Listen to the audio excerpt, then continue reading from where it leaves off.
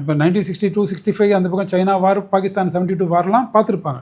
இன்னும் உயிரோடு இருக்கிறாங்க. அவங்களுக்கு வார்னா என்னோட இம்பாக்ட் என்னன்னு தெரியும். நம்ம சவுத்தில் எத்தனை பேர் இன்னும் நம்ம சேர சோழ பாண்டியர் சண்டை போட்டுக்கிட்டு இருந்தாங்கன்னா சொல்லுவோம் முடிஞ்சு, சவுத்தில் வாருன்னு நம்ம பார்த்தது இல்லை.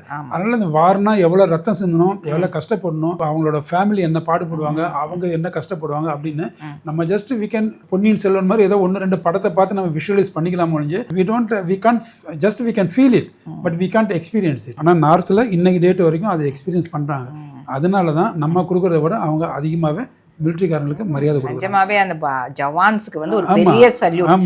பார்டர்ல நம்மள எல்லாத்தையும் காப்பாத்துறது அவங்க தான். ஆமா. குடும்பம் என்னன்னாக்கா, நீங்க யாராவது நம்ம ஆளோட ஜவானை போய் கேட்டு பாருங்க, உங்களுக்கு உண்மையான எதிரி யாருன்னா ரொம்ப சிம்பிளா சொல்லுவாங்க. நான் வியூவர்ஸ் சேர்த்து சொல்றேன். நாங்க வந்துட்டு காஷ்மீர்ல வந்துட்டு சியாச்சின்லயோ இல்ல வேற எங்க லே லடாக்லயோ எனக்கு நம்ம ஜவானுகிட்ட உன்னுடைய உண்மையான எதிரினா யாரை நீ நினைக்கிறேன்னு கேட்டு பாருங்க. அவங்க வந்துட்டு என்னுடைய உண்மையான எதிரி சைனீஸையோ இல்ல நான் சைனாவோட மிலிட்டரிக்காரங்களையோ பாகிஸ்தானோட மிலிட்டரிக்காரையும் நான் எதிரி நினைக்கிறல. அவங்க வந்தா சுற்றலாம், அதெல்லாம் நாங்கள் தாக்கு பிடிச்சிருவோம். எங்களோட உண்மையான எதிரி யாருன்னா இங்க இருக்கிற கிளைமேட் அப்படின்னு.